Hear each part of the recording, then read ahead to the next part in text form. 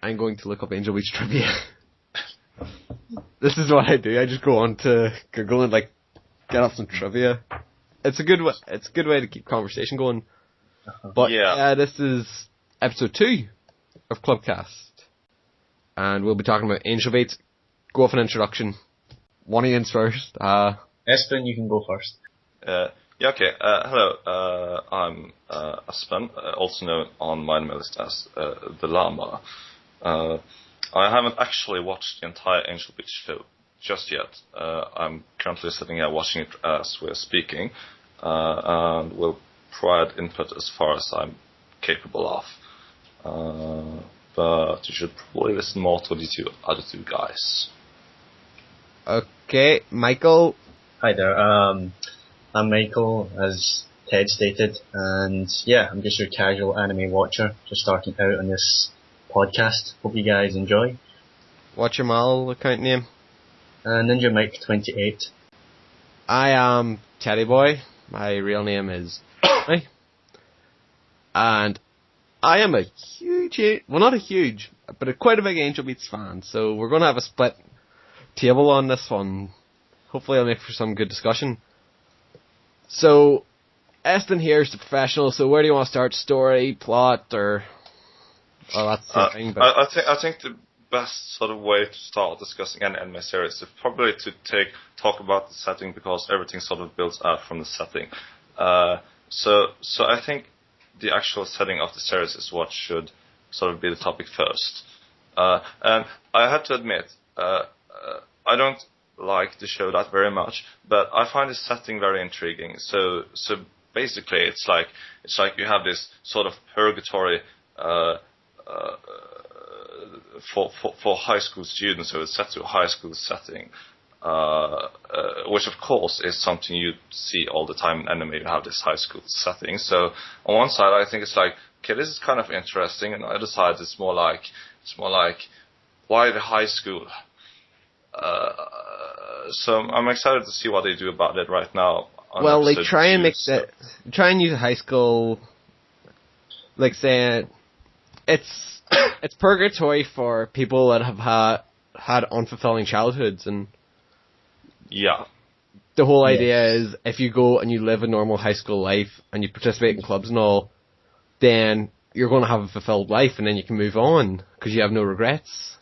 Most of the time, I think the whole way the world is supposed to work before the characters get in the story starts is people come to the world, they get used to the world, they live a normal life in the world, and then they move on.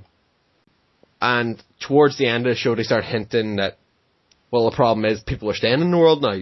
It shouldn't be allowed to stay in because it'd be paradise if you just stayed in it forever. Yeah. Japanese paradise is high school. Yes. It's never high school. It is. But I don't know. Do they actually say in the show? I didn't pay much attention. Do they actually say that this is purgatory? Because it sort of doesn't mix well with at least with our idea of what purgatory is. Because purgatory isn't really a place where there's regrets in life.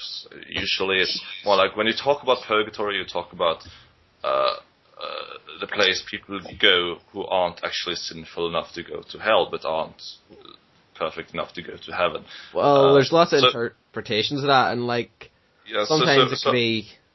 Yeah, so obviously, I think when we say purgatory, and we're probably just going to keep saying that, in this case, it should sort of be sort of important to say that it isn't sort of this kind of purgatory that you're used to from sort of Christianity. When we say purgatory, it's like, okay, so we have these kids who have regrets about their childhoods, and that's why you end up in this specific kind of purgatory.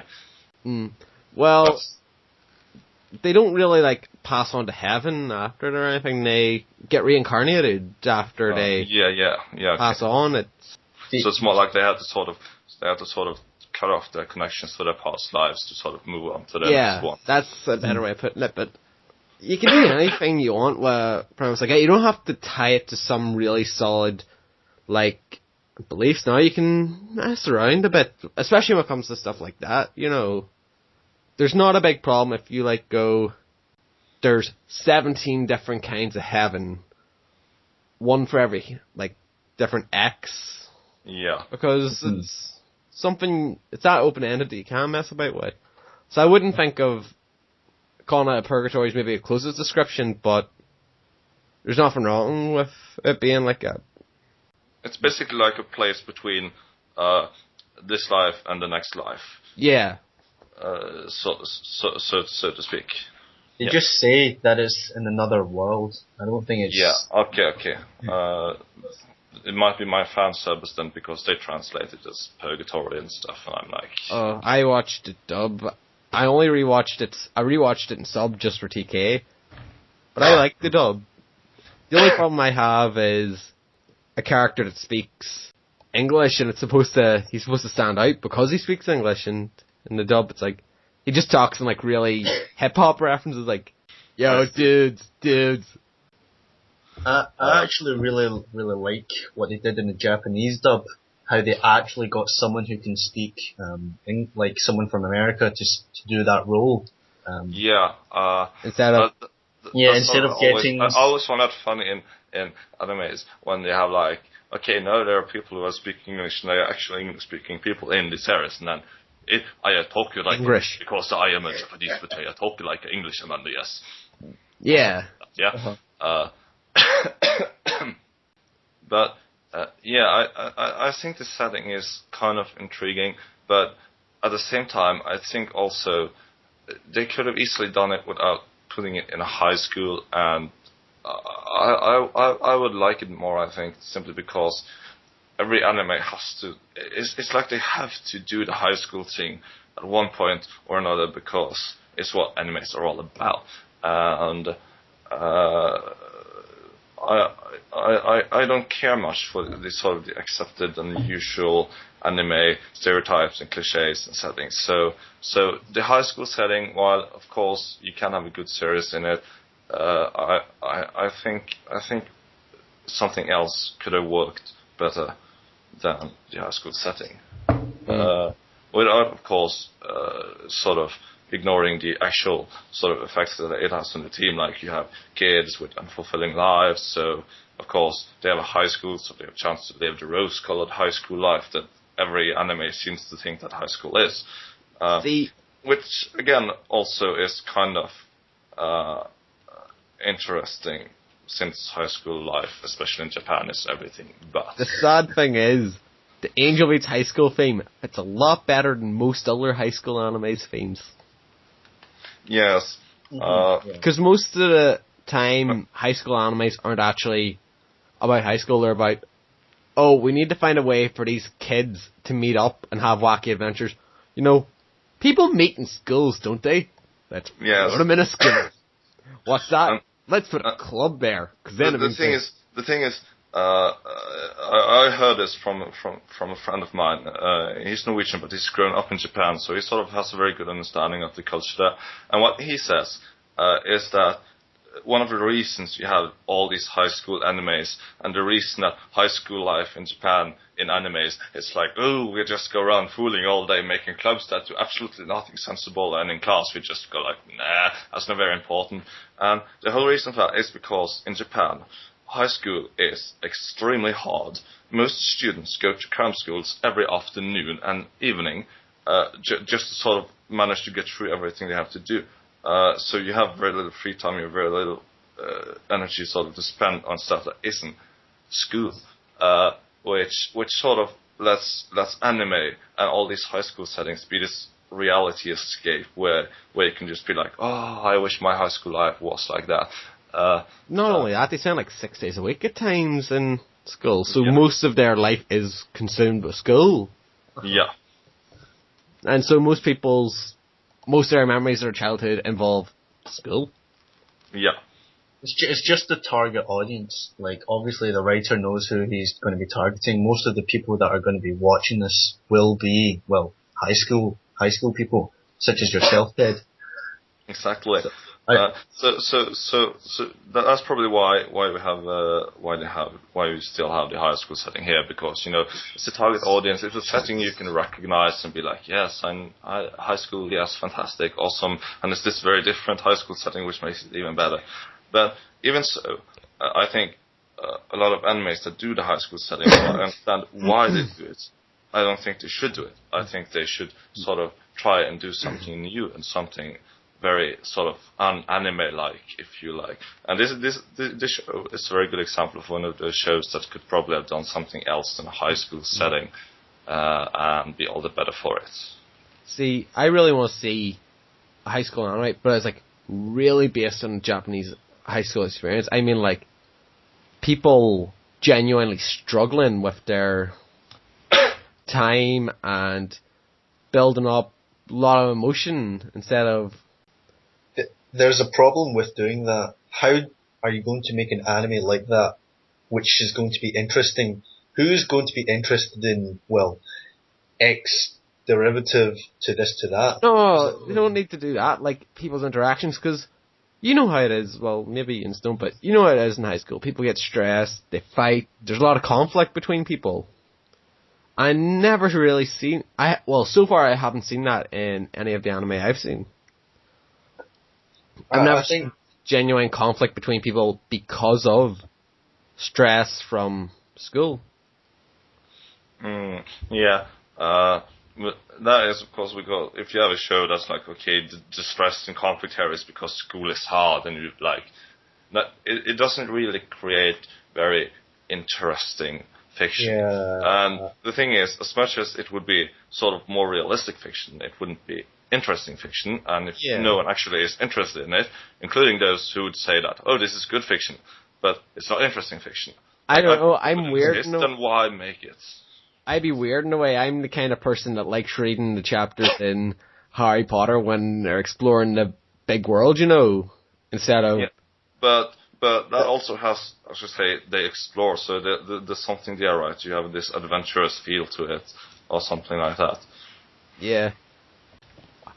How far off the topic of Angel Beats concept are we? Very far. But it's all sort of related because the whole high school setting, right? So it's related to anything in Japan, so... Yeah, so it's sort of just going back and forth with the high school setting, and that's kind of fine. I just think the problem is with Angel Beats, they don't ever touch on a topic like, where are the adults? It's just, why is everyone there all from high school? There's teachers there. Yeah, they're NPCs. I believe that's what they were called. And they weren't actually people there with souls. So the only people there, we only saw about 20 or 30 characters in there which had souls. It's always hinted that there's more there that not even they know about. The problem is, though... But still, why do you have this sort of mid-stage, and it's only for kids? Why don't you have so the kids, they have stuff related to the high school, and then you have adults, they do stuff related to the business places downtown or something like that. No, it's one separate afterlife place only for young children, or young people, humans, because they're not young children who grow like people in high school and stuff. Well, and it's only for them, and it's like I think it's kind of strange, but then again, everything related to religion and stuff like that is strange. So I don't believe it's only for people who died as high schoolers, but I believe there's people that have had a bad or unfulfilling childhood. They'll be put back into regardless of their age, they're sort of reborn in this place as high schoolers. Yeah, because like Otonashi, he had to have been an adult by the time he died. Yeah. And came into the world. But he was put back into high school. His is maybe a bit more complicated. Maybe Angel would be a better... You know about Angel. I can talk about it. Please tell me I can. There's one problem here that I had with the story. You know how Otonashi, when he died, in the real world, when he died, his heart was given to Clannad. How was it's implied that she's been there longer than he has. But why is that? Well, I would probably... When you talk about sort of the afterlife and stuff like that, it's also fine to sort of treat time as not being linear. So she died, and if you have two people that die at the same time, they could like appear in the afterlife. It's sort of like 5 or 10 years apart. Shina's from like 2,000 years ago. If you read the manga, well, it's a mixed media project. But 2,000 years ago, that could also work. It's a billion years ago. I'm going to find Angel Beats Okay. Heaven's Door. Right, okay, so I think one of the things I'm noticing right now too is that sort of what this show seems to be trying to do with the whole theme and everything, one other problem sort of related to this high school setting is sort of the comedic nature of the show. When you try to have a show that tries to do some serious things and like, okay, I'm going to be serious and have some serious issues for the characters and blah, blah, blah, blah, and you sort of, half the time it's just, okay, comedic relief and jokes and stuff like that, and to me that often creates a dissonance. Sometimes it can work. You can have very good dramatic comedies. Yeah, like I would put I'm not Clannad in there. experiencing that here right now. From what I'm watching, it doesn't feel that way at all. So that's another potential problem that I probably will see more of as I watch the show, because if it starts like that, I usually don't quit doing it. Well, but yeah, watch it so you can probably... I think it gets back to the problem of the show's too short. Because comedy and drama kind of mix in better the longer the show is. I don't necessarily agree. I think the problem here is not... It's more sort of the amount of comedy related to drama. And if they did a show that's twice as long, would they then feel that extra time only with drama, or would they also fill it with equal amounts of comedy and drama, in which case it would still be bad because you would have a lot of comedy every time too. I think it's better, and I think generally, unless a show is going entirely for comedy, I think it's better if the sort of the comic relief fits into the show's parameters, and it's more from sort of clever writing and how the characters are towards each other, rather than just having like, okay, here's a forced joke or some forced comedic relief or some very, very bland acting character that 5 minutes later you get this very detailed exposition on sort of how they have a dramatic past or some conflicts, and then 5 minutes later they're just waltzing around being entirely silly, and it's like, okay, who are they actually? For the most part, I agree with you on that, but then some characters explain that they're silly because they never got a chance to, like Yui. Yeah, of course. She's crazy, but that's because her whole life, all she could do was watch TV, so she based her life around what she saw on TV. Well, she based her ideals of life around what she saw on TV. I can see that, and the thing is, Angel Beats, as many other shows, has a very nice way, of course, of sort of explaining why they do this, which lessens the issue a little. I still don't like it. I still think they could have focused on we're going to act really carefully in a way that isn't as sorry for using the term, but as anime-like as they are doing here. It's why I don't like most sort of animes that try to combine comedy and drama in the way that Angel Beats is doing here, because there's this sort of very large sort of feeling of dissonance between the two modes, and they don't mix very well. A show, I think, that sort of manages to mix drama and comedy very well. It's a show that isn't set to a high school setting, of course. It's a show called Spice and Wolf. Yes, Spice and Wolf. I have that in DVD as well. It's one of my favorite shows, and it's about two characters only, and they are young adults. They aren't high school age, so they're older. One of them must be a few thousand years old.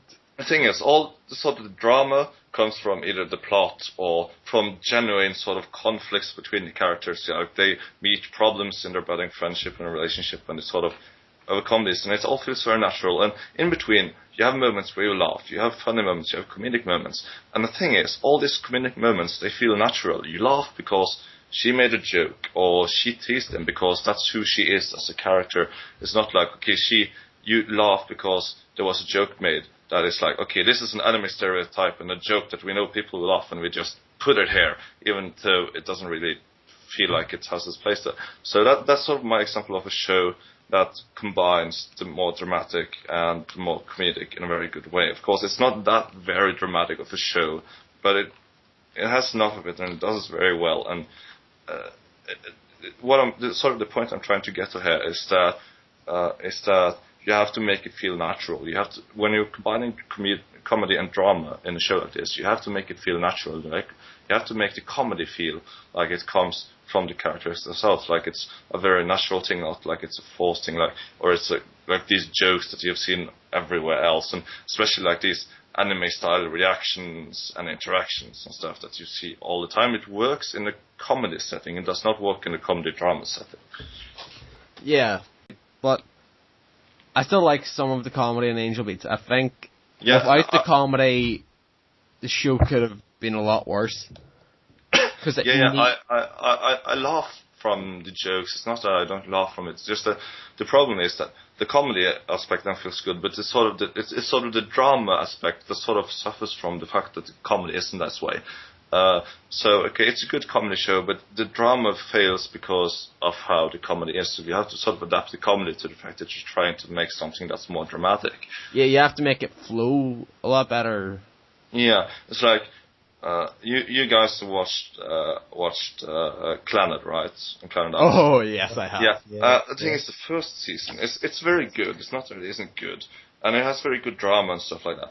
But at the same time, it also has more of the comedic nature, and it sort of does that more thoroughly. And when you have sort of this is an episode where there's something dramatic happening, like towards the end of the first season, especially, then you actually have an episode or two where it's almost concurrently dramatic and there's trouble and we have to solve it, and then comes sort of the relief, and then you sort of have this sort of in between with comedy, and then it sort of picks up again, and then of course comes the second season that is almost entirely geared towards the drama.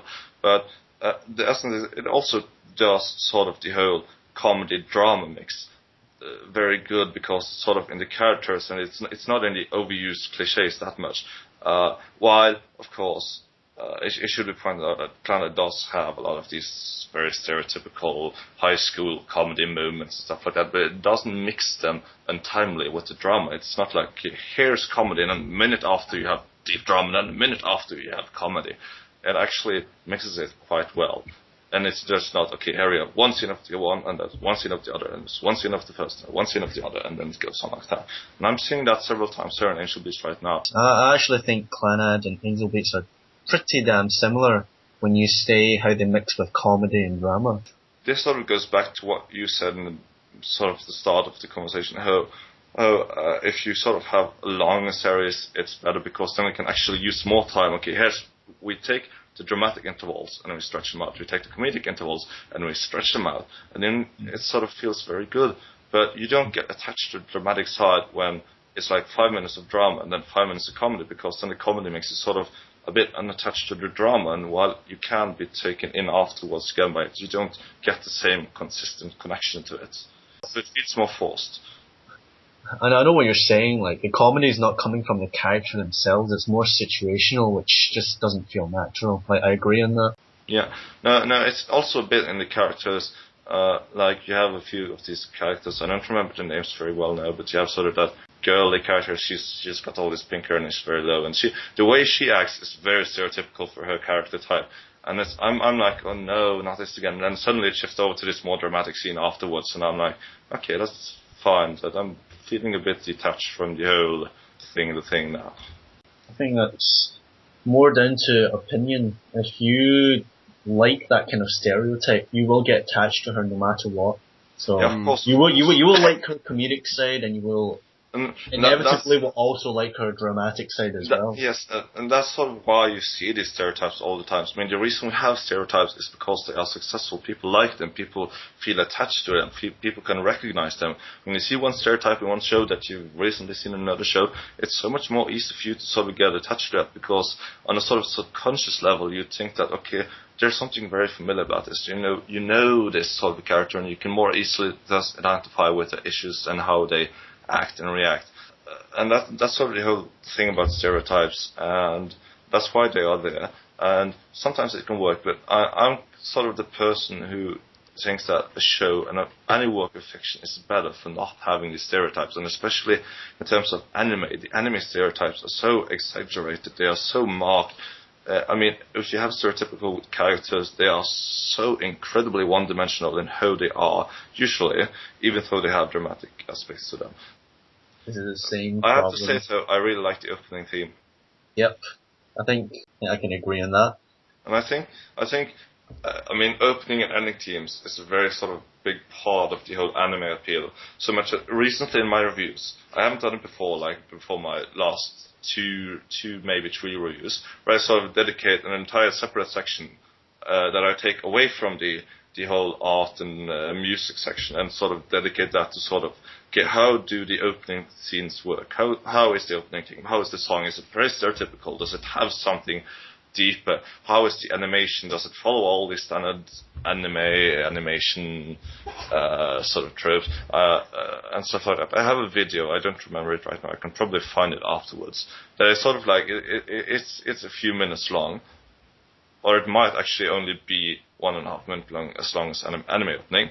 That sort of just rapidly goes through every cliched opening sequence ever.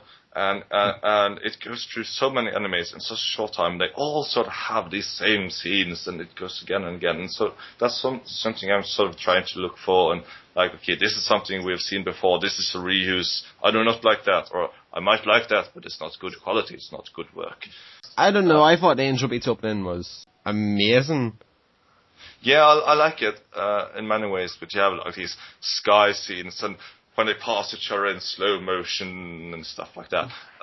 But generally, I really like how it's done in Angel Beats. And of course, I love playing the piano. I love listening to the piano. I love watching people play the piano. So that's of course something that's very attractive. The piano playing looks good. Do you know the way usually it just looks like they're moving their arms up and down? Yeah, the animation's top notch. I'm a sucker for this, like this piano thing, and I know it's like I know it's meant to draw me in, and I don't mind in this case. So I'm sort of just going against everything I've ever said in this conversation right now by saying that, oh, I really love this. But yes, the animation. There is one thing I've noticed about the animation that I feel I have to get out. I've seen this several times in other Kyoto animation works too. It's the music scenes, right? When they're sort of playing music and stuff like that. And the choreography and the animation, fluidity of the animation and the color quality and everything is just so amazing when you have these music scenes. And I'm like, why can't you do that for the rest of the show? I mean, it doesn't come close to the music scene, so why can you just not have that same production values throughout? Why do you have to sort of, we're going to save money and not do it that well? And it's like, I don't like it. It detracts from the whole art value when you have this dissonance where we have these scenes and they are so beautiful, and you have the rest of the show and it's still beautiful. It's just not so beautiful. That's the thing though. When you record the opening once, you can keep using that for the next 13 or 26 episodes. I wasn't talking about opening here. I wasn't talking about opening here. I was talking about in the series itself, in the episodes itself, when you have these scenes where they are playing music. I don't think Kyoto Animation did this. I think it was PA Works. I thought it was Kyoto Animation that did. I'm pretty sure it's Kyoto Animation as well. I actually went. I double checked. I checked the DVD and then I checked the Kyoto the list of everything Kyoto's done. It's not. It's actually. Yeah, it's actually not Kyoto Animation, but it's key. It's a key visual novel anyway. Yeah. Well, no, it's not a visual novel either. It's. But yes. Anyway, the problem still stands. Kyoto Animation has done a lot of their shows, and whoever you said made the show also are falling into sort of this trap where they are taking, okay, people love these music scenes. They have gotten so popular, and I mean, it all started with one song in Haruhi. That started like a whole generation of it. That sort of started the whole. Okay, let's have music and let's have crazy female anime characters in a high school setting, which Angel Beats sort of fails to do with.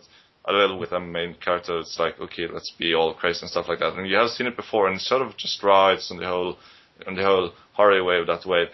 And the same with the music too. It's sort of, let's have music and let's make the music extra fluid, and let's not make the rest of the show extra fluid. And that's sort of like, and oh god, I just saw something here right now that made me really facepalm. You know how anime does this thing with animation where they sort of just blacken out their eyes to show very dramatic feels and stuff like that. And sometimes it works really well because their eyes actually code something.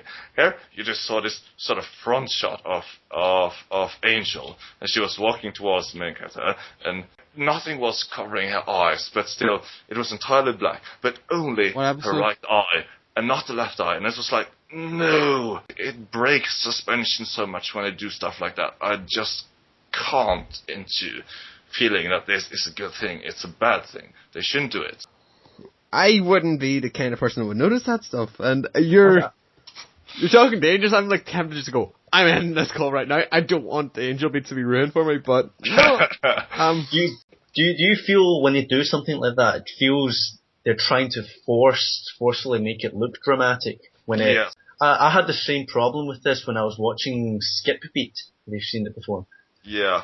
They do it in very many anime series, and like I said, sometimes it works well because like it's actually their hair covering their eyes, or the actual lighting is working like that. But when they have light on their face, but their eyes are blackened out, or in this case when one eye is blackened out and the other is not blackened out, and it's like, oh, my eyes, I want to peel them out. And as you said, you don't want your show ruined, then you shouldn't have me in the conversation, because I will find flaws in absolutely everything. And don't worry, I know. My body is ready for this. Prepare yourself. But yeah, also the opening theme is done by Leah. And I am an absolute fan of her music. I really love her music. Have you guys watched Air? It's a key visual novel made into an anime by Kyoto Animation. Don't spoil it. That is like one of the things I'm watching next. It's actually the worst of it and sort of Kanon and Clannad. I sort of grouped those three together because they have very much Holy Trinity settings. Clannad was the best, and then comes Kanon, and then comes Air. Air is still interesting, but sad part is that's the order I'm watching them in. I've watched Clannad, I've watched Kanon, I'm watching Air next. Yeah, and Air is sort of very, very rushed and short. But to get to the point, Leah has sort of the opening and ending themes, and the opening theme, it makes me feel so incredibly good. And it's sort of what made me sort of start listening to her music. And since then, I just couldn't stop listening to her music. And every time she does an opening theme for an anime, I'm like, oh, I have to watch this anime. And that's actually the reason I started watching Angel Beats, because I knew it had an opening theme. Well, I'm not sure if it's probably not by the same person, but another opening that's good in the same way I feel about like Angel Beats. Yep. Is the Natsu De Matteru opening. Has anyone seen Natsu? Sorry, what did you say? Natsu De Matteru. Ah, right. I've not seen it, unfortunately. No. I'll YouTube link you the opening. Here. So you said the opening team, right? Yeah, here I'll have a look. Yeah, I'm listening to it now. I'm just trying to figure out who did the opening team. Because it's weird. You ever get it in your head that you associate something with something else? Yeah. Ray is the singer of the opening team. Oh, God, I have it on my phone. I had the... Yeah, I'm listening to it, and I see, like, it's very Leah-like. It's very much the same sort of music, and I really like that. But yes, to get back to my point, I really like the music of the opening theme. I really like Leah's music. It's as simple as that. I think the soundtrack for Angel Beats, including the opening, is really, really good.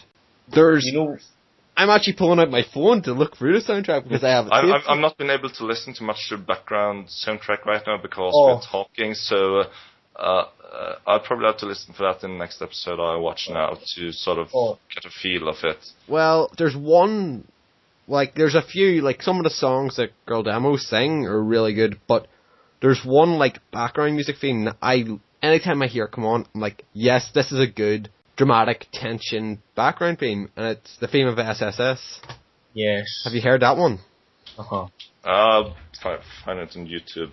Do you know an episode where it plays so I can just find it and listen to it? I believe there's one in episode 7 where they had to sacrifice each of their bodies to stop Angel. I think that seems hilarious. I know. Yeah, but they did play that. I think that... The scene I remember the most of this here is the bit in the rain. The only time it's ever rained in that world that I remember, when everyone's getting killed and the student council president, I think that was episode 7, I believe, near the ending of it. Yeah, I thought that was the perfect time they used that song. But here's the theme. I've listened to that theme. I have it on my playlist of songs that I flick through usually.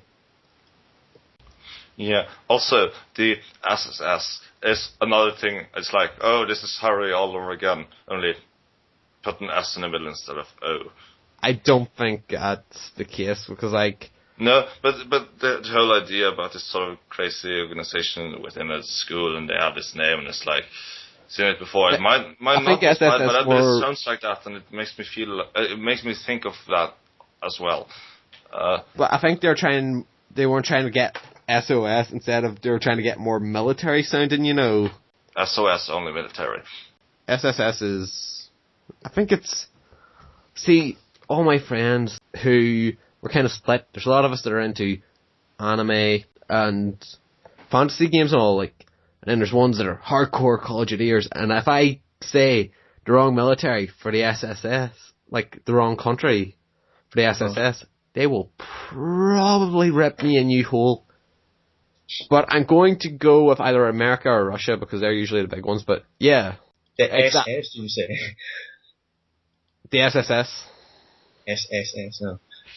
If it was just the SS, I'm pretty sure that was in German back in the days. I'm not sure about triple S. No, there wasn't any triple S. But I don't think they're trying to make it sound like Haruhi, because if they would have really tried to make it like Haruhi. Usually, anything that's trying to copy Haruhi isn't even subtle about it. That's sort of the whole thing.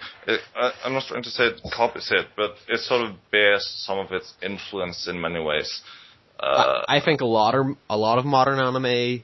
They do, and that's sort of sad, and it makes this sort of trend, and everyone tries to follow it.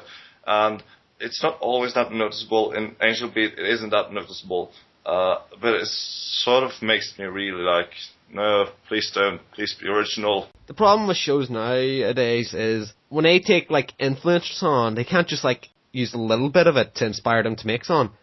They just have to plagiarize nearly. Oh, we're going to do something, and we're going to kind of hint it towards.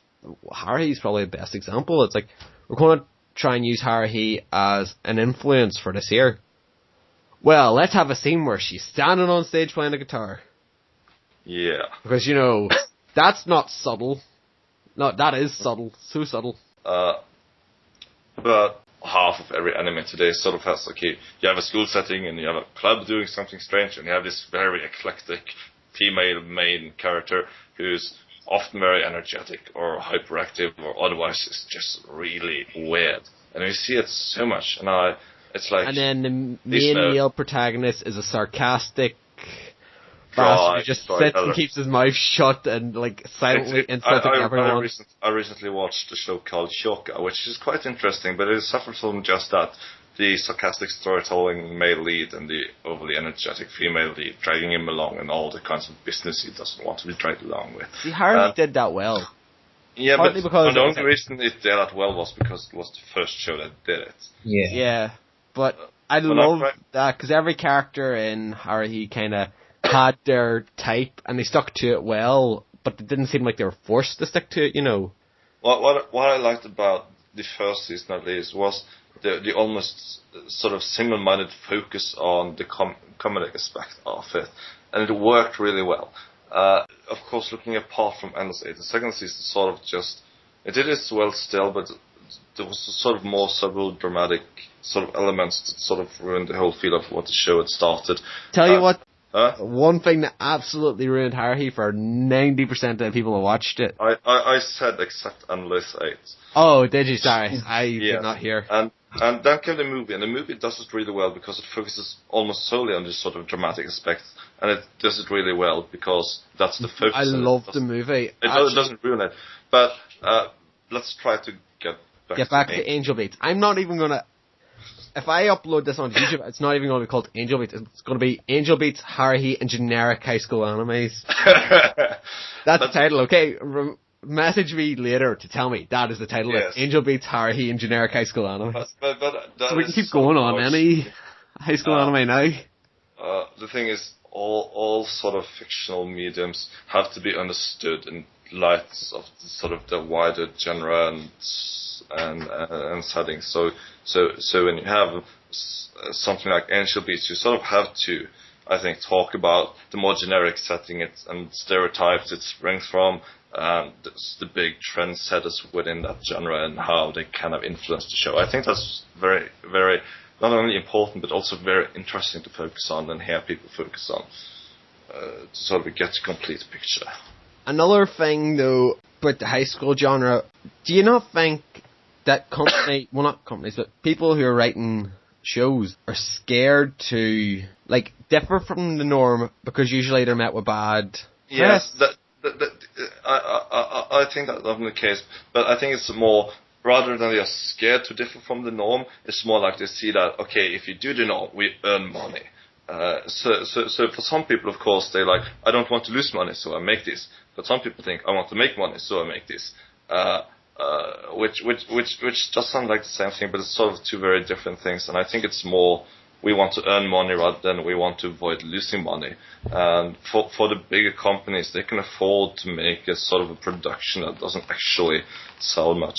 But yeah, in general, I think in the world of anime, you see too little innovation, and too little, okay, let's make something new and groundbreaking. Because there is a limit to how much you can make, but when probably more than 50% of every anime ever is a high school anime with comedy and maybe some contrived romance and maybe some equally contrived drama. Yeah, that is a problem then, yeah. There's not too big a problem with being high school and comedy. I'm a huge supporter of someone. If it's good, doesn't matter if the setting's high school. You know? Exactly. I'm very much the same. I also think that something can be good regardless of the setting or genre. But the problem is that they reuse the setting, they reuse the special episodes, like, okay, let's go in school crit, let's go to the beach, let's go to the pool, let's have a cultural festival. Mm-hmm. They reuse the character types, they reuse how they interact, they reuse the jokes, and in the end, it doesn't actually set itself apart, and that's my problem. It's not a problem that it's a high school anime, it's a problem that it's a high school anime that doesn't actually try to do something differently. That isn't high. Which, of course, can bring us back to Angel Beat, which is a high school anime that tries to do it differently by focusing on something entirely else than the normal high school life. And for that, I commend it, for having an intriguing, different setting. But it executes it like many other high school animes, with the character types, with the character interactions, with the jokes, with the mix of comedy and drama. It becomes this sort of thing that I feel like I've seen before, just in a different package, in a very different package in terms of Angel Beats. But still, it's like, no, this doesn't really work. Let me ask you a question then. What high school animes do you think are good, or even good that fit in the mold, but they fit in well, and they know what they're working in, but yet they still... I will have to think, because I don't think there are many of those for me. Like I've already said, I really like Haruhi, but I think it still plays a lot in stereotypes. Of course, one can analyze day and night how much it actually plays on the stereotypes and how much it actually made some of the stereotypes, but you can see all the anime shows that actually has the same stereotypes. So in terms of being fun, yes, Haruhi is probably very tough for me, but in terms of actual interesting quality, it doesn't reach up to where I said, okay. So in terms of then a high school anime that actually focuses on the high school setting, it's Clannad. It's the only thing I can think, and half the reason Clannad was good was because of After Story, which isn't a high school setting for most of its. Apart from Clannad and Kanon and the Key, apart from Key, well, let's just leave out Key from this conversation. Yes, I like World God Only Knows. It doesn't take the high school setting too seriously. It just uses the high school as a place, and it's a really unique premise. Yeah, I haven't actually watched it yet, so I can't actually comment on that. What about Natsume Yuujinchou? I have it, but I haven't actually started watching it. But actually, I watched one episode of it, I think, but not more, so I can't actually say I have a lot of interesting to say about it. I could say Chihayafuru, which is sort of a high school anime, but not that much, because it focuses much more on the sport, but it's also about they are practicing the sports in a club at a school, so it's sort of a high school anime, and if you consider that a high school anime, it's a very good high school anime, because yes, they are in a high school, they are high schoolers, they are in a club in that high school, but it doesn't really make a big point of all these stereotypical high school things like going on the class trip, going to the beach, blah blah blah. It focuses more on what it should focus on: the characters and their interests and their sort of interaction and stuff like that. In a realistic scope, it doesn't focus on their comedic interactions like so many high school animes do. They have characters, they have comedic interactions and some sort of basic plot to drive them through. In terms of Chihayafuru, it's like, okay, we have a high school, but it's not really about the high school, it's about the characters and the sport they do, because of course it's a sports anime as much as a high school anime. So it's one example, but it's not necessarily the best example of a true high school anime that is good. But it's the closest I can find, I think. Have you seen anime Nyaruko? You might. Yes, you probably don't like it. No, I don't like it either. It was awful, or well, close to awful.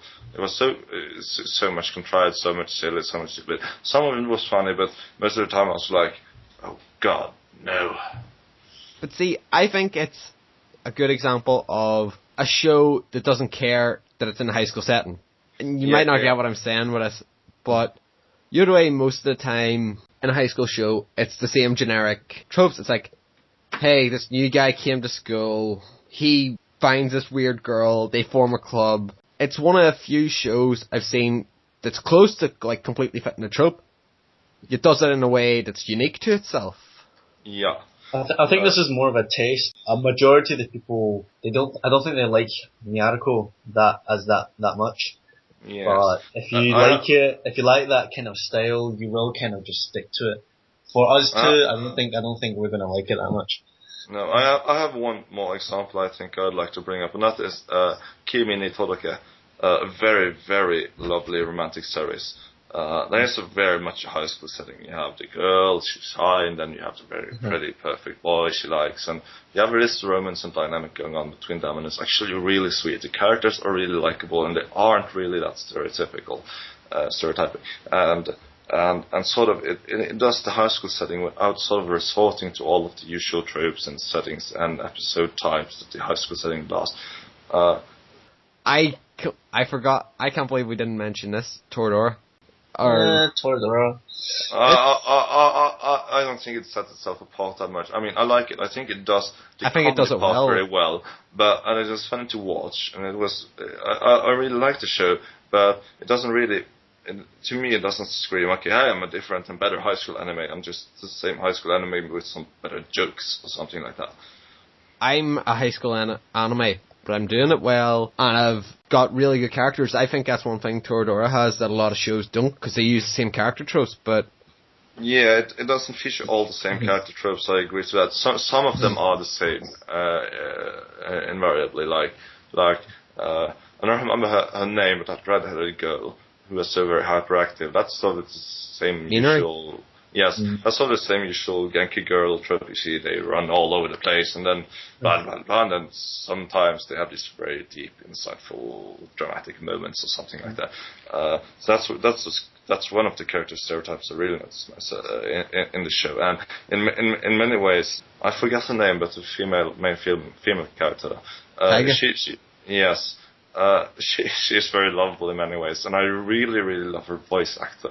She does a brilliant job. But as much as I like her, she's really stereotypical, I think. Well, yes.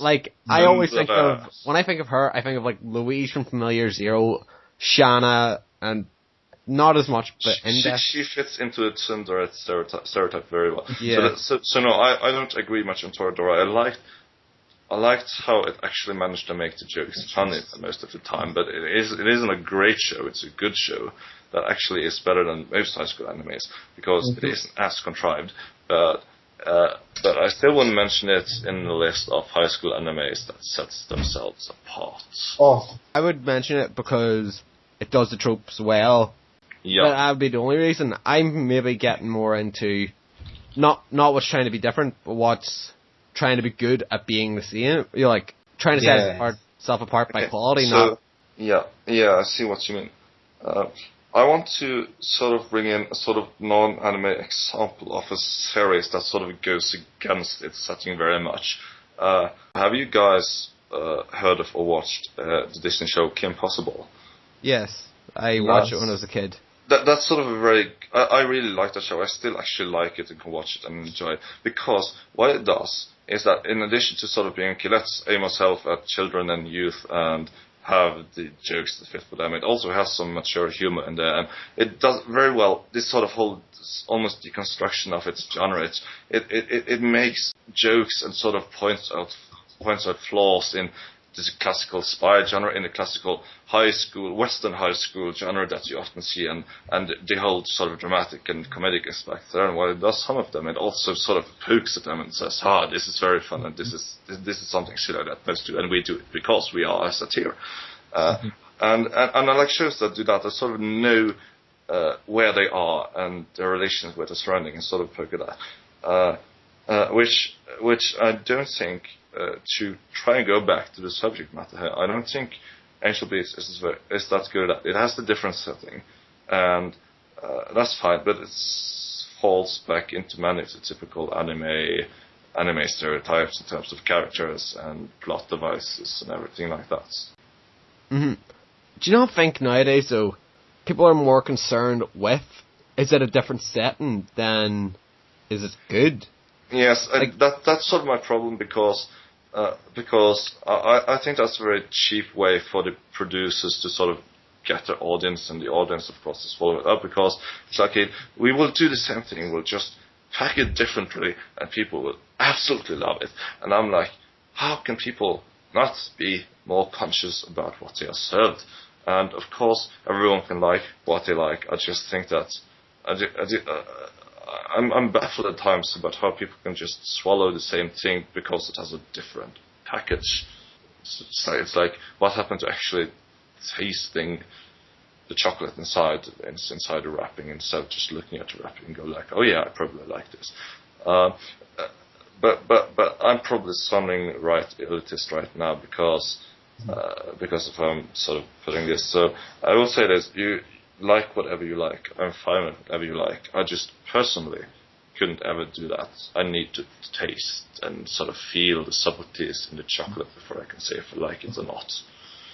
Yeah, everyone has their own right to like what they want. I have some shows that I enjoy and I've given high rankings to that I know are shite. I know everyone, maybe everyone will say they're shit. Maybe there's a few people that like him, and I have maybe the stupidest reasons for liking him. It's like, oh, I watched this at this time, and like, it made me, anytime I watch it, I kind of feel nostalgic, and I'll give it a high ranking, and it's my right to enjoy it. The one that everyone gets on me the most is maybe that I have given Yosuga no Sora an 8. Yosuga no Sora is great, by the way. You enjoy it too? Yeah, I enjoyed it. I did. You're someone like me who enjoyed it. Have you seen it? Have you seen it before, Espen? Seen what? Sorry. Yosuga no Sora. No, I don't think so. It's one of them shows that the majority of people won't like because... what it talks about, that's the thing. Yeah, Can you give me a link to this? Everyone has this whole gripe against it. Like, if people were actually that seriously influenced by the themes and topics they talk about in anime... I think they get turned away by that idea. Before that they even watch it, once they read the synopsis of what it's about, they're already kind of skeptical about it, and from then on, it's not going to be a great experience for them if they continue on with the series. Can I ask you a quick question? Sure. What was your favourite arc in it? My favourite arc? I would have liked if they just stuck to the final arc. Instead of bringing in the middle arcs about each of the separate girls, they should have just stuck with Sora from the beginning all the way to the end, rather than do this sort of reset the world back to what it was originally from the beginning. Well, I've played the novel, and there wouldn't be enough content for that, really. But I think they did something really good and different when they reset it. They let, like, every character had a proper story. Instead of Yodaway like Clannad where it's all focused on Nagisa and See, I all the like characters get benched, and someone might have a character that they really, really like. I'm talking about me here. Kyo's my favorite anime character ever, and you can be upset because their route doesn't really get followed. Well, they did have the OVA for Kyo for the people that did but not. I didn't think it was enough. Seriously, I'm the kind of person that would go onto the Key website and try and petition for like a Kyo after story, like visual novel to come out. I think this is just where it comes down to the opinion. As stated before, early in the chat before we started recording, I was saying about the episodic nature. I like things with an overarching storyline, but Yosuga, because it does this sort of resetting story arcs, I just don't like it. Have you seen Higurashi? I see it very similar to Amagami SS, where it does the reset of the main character going out with each of the different girls. I kind of like that, but I think that's where it also gets held back, where it can't be as good because it does something like this. Yeah, it's like where most people will probably get split here, because like there's people like me who likes episodic natures where every character gets their own time in the spotlight. And like romance harem shows, I'm not a fan of the overarching story because I'm like, one character's going to be taken into the spotlight and all the others are going to be benched, and or even worse, when no character gets benched and they're all fighting for it, Yeah. The only times where I think episodics can work is for a show for something like Gintama, if you've seen it before. Yeah, I tried watching Gintama and I sort of felt that it was fun at first, but I can't watch that many episodes and have it be episodic. I mean, it can go well for quite some time. I could watch 100 episodes, which would have like 300 episodes, and I'm like, no. But one show, and I know this will ire one of you to say that I liked that it was very episodic, was Cowboy Bebop, because I think it fit with the whole formula and how the whole setting sort of. And you had some of these elements that are sort of brought up at parts of the story that reminds you that, okay, so there are something going on here. It just doesn't go on all the time because they have stuff that happens in their lives. I like the explanation. Well, it's not like an explanation so much, but I love the reason why Cowboy Bebop's episodic. It's because they're bounty hunters. Like, it's once there's a new case, once a case has been taken down, they move on to someone else. Yeah, exactly. That's how they make a living. That's sort of what I was getting at. I mean, given their profession and what they do, it makes sense for them to sort of just do something new the whole time, be more adventurous and have new adventures instead of one long adventure, which is what I like. And then you have your past that comes back to haunt you every now and then in between all these other adventures. And I think that worked really well. I think the character dynamic was really interesting, and part of that was because of how the episodic nature of it was. Michael, have you seen Higurashi? The first season? I've seen Higurashi. What did you think of the episode? Well, would it be episodic nature of Higurashi? I wouldn't say they were episodic. They were more. I would say in arcs they had 4 or 5 episodes to explain it. On top of that, there was arcs. Yes. Not each episode having their own individual plots. That's where it Yosuga no Sora is not really episodic then, if you think about it, because every girl has like 2 or 3 episodes, or I'd say roughly about 3 to 4. Sorry, I was just butting in there. Go back to the Higurashi. Higurashi, really, people want to hear about that. It's just there's a sequel to it. There's a reason for why there's a reset. This might kind of spoil. Go on ahead. I've been spoiled that much about it. Go. Okay. For the second season, Higurashi no Nakakoro ni Kai, there's an explanation of why there's a reset, and I can accept that because it explains why it does this. But for something like Amagami SS or Yosuga no Sora, where it just resets for no particular reason, I don't find that as appealing as Higurashi. Yeah, the thing about Higurashi was, and it's also explained outside the anime in the source material, it's explained sort of more in that. But the thing is, the whole deal is that the plot is made to be sort of repetitive. And I would say it's sort of episodic because the arcs are so short, but especially in the first season, not so much in the second season. But you have sort of this overarching story element that sort of requires the story to reset itself, and it creates intrigue because it's not a very normal way of repeating itself, and you sort of feel that, okay, there is a reason why it does this, and I want to find out why it does this. Which is one of the ways that show appeals to the viewer. Yeah. How are we now actually being relevant to Angel Beats? Well, so sorry for being so stuck chat, up. I told you, and did I not tell you? And halfway, you're like, about halfway through, I was like, well, we've talked that much about other stuff. We'll just scrap it being Angel Beats chat, and we'll just go. It's Angel Beats, Haruhi, and other generic high school animes. And, I was serious about that. Cowboy Bebop and Higurashi and this and that and everything else. But yeah, I think that's fine, really. Okay. We can have one premise but end up with a different result. And yeah, it's maybe better that way because if the talk might go stale if we stick to Angel Beats. Yeah. There is a limit to how much you can talk about one show, I think. I'm going to do an experiment here. I'm going to type high school into the anime search bar now.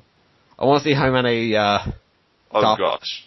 Like, how many, does it say, it doesn't say how many results. I just typed high school, but I want to see, like, roughly, what % of anime is in high school? Like I said earlier, I wouldn't be surprised if at least 50% of every anime was a high school anime, in some way or another. At least if you look at the past 5-10 years. I mean, from the 90s, you had much less high school anime. In many ways, it was more about, it was more other stuff. But you still have a lot of high school anime in from that time. And like I wouldn't be surprised if you're looking at numbers between like 30 and 50%. But I can't be too sure.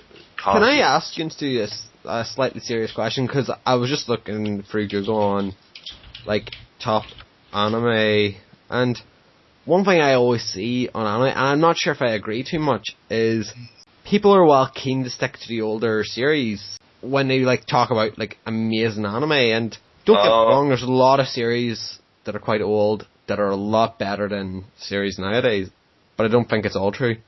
No, I think part of it is sort of a reaction to how everything today, or not everything, most of the series you see today are so watered out. And people are like, oh, nothing today is good, so everything that was before must have been good. So you have this sort of reactionary attitude to it that very often happens when you have people, especially if people grew up with these older stuff. They would say that, okay, these are the classics, these are good. It's like people saying 80s music is the best in today's hip-hop and stuff. That's all just crap. And while I agree that it's not the best music for me, I don't agree that it's absolute crap. I mean, it can have merit. There's a lot of modern music that are absolutely excellent, and I think people are just looking at the mainstream and saying, okay, the mainstream is bad, and therefore everything today must be bad. Therefore everything that I like that was old must be among the best. When they sort of just fail to look past the fact that even though most anime today are so really bad and watered out and the same thing over and over again, you have anime every now and then that come and just do something differently and can do it very well. Did you guys watch or hear about anime series last year called Shinsekai Yori? Yes, I love that, man. That's a great anime. Not everyone I've talked about liked it that much. I haven't heard of it. I think that's a very good example of sort of an anime that comes along and just does something really differently. It's sort of just gets. When I see people beat it down, it's often, it's just a very weird school setting, or no, they have yaoi and yuri, and I'm like, okay, yeah, so you dislike it because of that? Yeah, of course I do, and I'm like, what the fuck's wrong with you? But, of course, many people have legit complaints about it, but the thing is, shows like that sort of get hidden behind all the other more mainstream populist shows that you hear about. It's like, they come along and people are like, okay, all this stuff is just crap, let me go watch the old classics. And very often also, when you sort of hear about shows today, you hear about all the shows that people watch a lot, and sort of the shows that people watch a lot are not necessarily the good shows. But when you hear about shows from the 90s and 80s, you only hear about the shows that actually became classics because that's sort of the only ones that sort of remain with the culture and remain in people's minds for a long time. It will be the same in 10 years when people look back to the shows today. They will only sort of notice the real big shows and the mainstream shows. But I only notice like but when we look today, we sort of just see all the shows that come out and like, oh, there's so much crap. Let me get my classics. So I think that's at least a part of it, and just the fact that before you had much more sort of different shows compared to today, when everything's just the same old crap. So can I ask you a question? You don't have to answer it if you don't want to. What would you say? It doesn't have to be your like absolute. Like, what would you say to people if they ask you what your favorite anime was? I would actually have big problems answering, but I'd probably right now say I'd go for either Mushishi, Monster, or Chihayafuru. So they're all fairly recent animes. I'm soon going to watch a very old show called Legend of the Galactic Heroes. Very big, highest-rated anime shows. I will be keeping you in my prayers if I did any, but I've heard it's a really difficult show to watch because it takes a lot of time. Yeah, it's big, and it's sort of tries to do a lot, and has a big scope, and there's so many characters, and there's so many episodes, and there's all this drama and intrigues and conflicts. And I think, already know, that would probably become one of my favorites. So if you ask me after I've seen it, I might say, okay, that's my favorite, or one of my favorite. But today, I would say something like, okay, Cowboy Bebop, or Chihayafuru, or Monster, or Mushishi. That's probably the ones I can think of that are among my favorite. Also, Welcome to the NHK is one of my favorites. It's good. It's really different. Yeah. The only problem with NHK was the ending. I didn't really like the ending. I felt it got a little too silly. But there was only like 1 minute or 2 minutes in the final episode, so I was like, oh no, why did they do this? And that sort of ruined the moment a little for me. But as an entirety, the series just impacted me so much. But yeah, one of those shows I mentioned, I would say one of those are my favorites. So you have some old shows and you have some newer shows. I think Monster is the oldest, aside Cowboy Bebop from 2004. That's probably the oldest of them. All mine, are fairly recent, but I do like old anime. But my favourite, I would always say it would be either Clannad, and then behind Clannad would be Toradora. Yeah. I couldn't get into Toradora. It's one of those shows I can see why people don't get into it, but personally, I always recommend it. I actually dropped it after episode 16 or something. Oh god, you got a good bit into it, why? Let me just explain. Yeah. It's just each of the characters in it. I just didn't give a damn about any of them. You know, the girl that at the very beginning she wanted to kill herself. She never had any relevance. She never popped up again. Afterwards. Yeah, and it's just like there's so many of these kind of characters. And as for the ones that I did enjoy, like Celti or Shizuo Hiroshima, like them, only one episode, and then afterwards they never appear again, or they just appear for like a couple of seconds and then they disappear off. I just didn't care about it. And then it just got so boring to the point afterwards I was just like, I really can't be bothered watching, and I just dropped it. I think sort of the whole point about Dora was, okay, let's just have all these sort of colourful characters and have them interact and be there, and then we just sort of move on like that. And in some ways I really liked how they sort of had that focus, just let's have these interesting sort of characters, have them do crazy stuff and be crazy and see if people like them doing that stuff. And for me, it was a point of appeal. I haven't actually watched more than I think 10 or 11 episodes yet, so I can't speak too much about it. But that's sort of one of the things I really like about it so far, because you just have all these interesting, colourful characters. How far are you? They aren't really good characters. I have to sort of specify that. They aren't really good characters. But it's interesting to see how they react. They are interesting because they are colourful, so different, and they don't necessarily really fit into all these stereotypes you have of anime characters, which for me is an interesting plus when you combine it with the fact that they are so different. But they aren't very deep characters. They're just I just like seeing very different character types doing stuff. But I also like the style of the show. How far are you into this? Because there's a scene, and it's like one of my favourite scenes in the entire show. It shows how good the style of the show is. And I don't want to spoil it for you. Unless you don't care, and if you don't care, I'll say it. Yeah, no, I won't like spoilers. I don't want spoilers. Okay. But I'll ask Michael, episode 11 or 12, there's one really like defining scene in the show. What do you think of it? Without spoiling. I'm going to be honest. I can't even remember. Okay, then we'll drop the topic. To make it a bit easier, I just think Durarara is like a worse version of Baccano. I think Baccano does whatever Durarara does a lot better. Yeah. Have you seen Baccano before? No, I can imagine that what you're saying is true from what I've heard of the show. It takes a more linear way of telling, like, Yuroi Baccano's story is not really, well, it is kind of linear, but it's more, what would happen if you got linear and then chopped it up into 3 parts and then put a part of each into every episode nearly? 1929 there's a part in 1930 and there's a part in 1931 almost in every episode. Durarara does it more linear where it's one timeline, well not one timeline, but like 1 year, one time, it's just going forward. It's a completely linear story, but it's told in a similar way to Baccano. Not entirely though, because I think it's like the first 5 or 6 episodes you sort of have almost the same time period just from a different character's point of view. So you sort of see the same things happening differently just from different sort of perspective. This is something it also does in later episodes. It just sort of takes, okay, let's have a different sort of non-linear storytelling where you just jump back and forth in time. There was this one episode where it just starts at the end, and instead of just then going back to the beginning and telling it chronologically towards the end, they started at the end and just go gradually backwards in time and then go back to the end. Which I think was really interesting because you had to sort of just sit there and piece out how it worked, and it was I really liked that. If you liked that kind of style from Durarara, you'll probably like Baccano. I love Baccano. I think I watched it about New Year's, and then I went to HMV the next day, and I had like £20 in my pocket, and that was the first thing I saw, and I darted over and grabbed it. And someone was going for it at the same time. I've never gone into a fight in a shop, but I almost did then. I will say there might be a slight problem with Baccano, which is quite similar to Durarara, how there's lots and lots of characters, some of which you might not even remember their names because their screen time on it is just very poor. But as for the ones that are the true main characters that you will probably like them. It's just sort of a heads up. It's just sort of a heads up to you. Miria. Also, watch it in dub.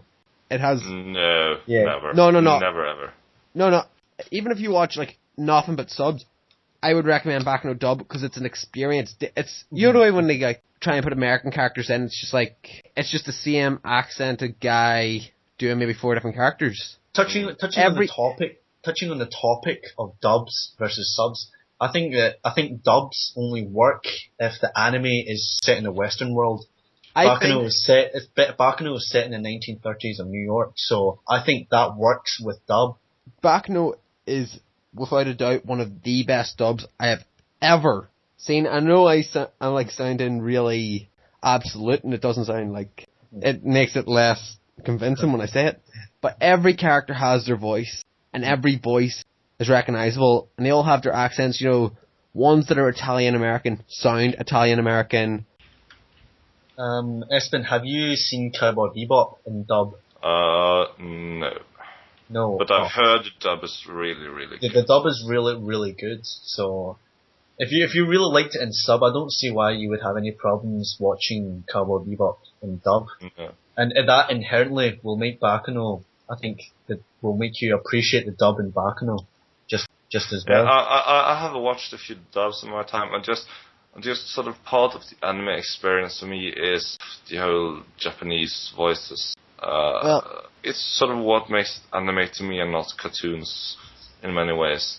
Well, and it can probably be very good, but sorry, I hate to be narrow-minded, but I don't really feel like watching a dub. A lot of shows, not a lot of shows.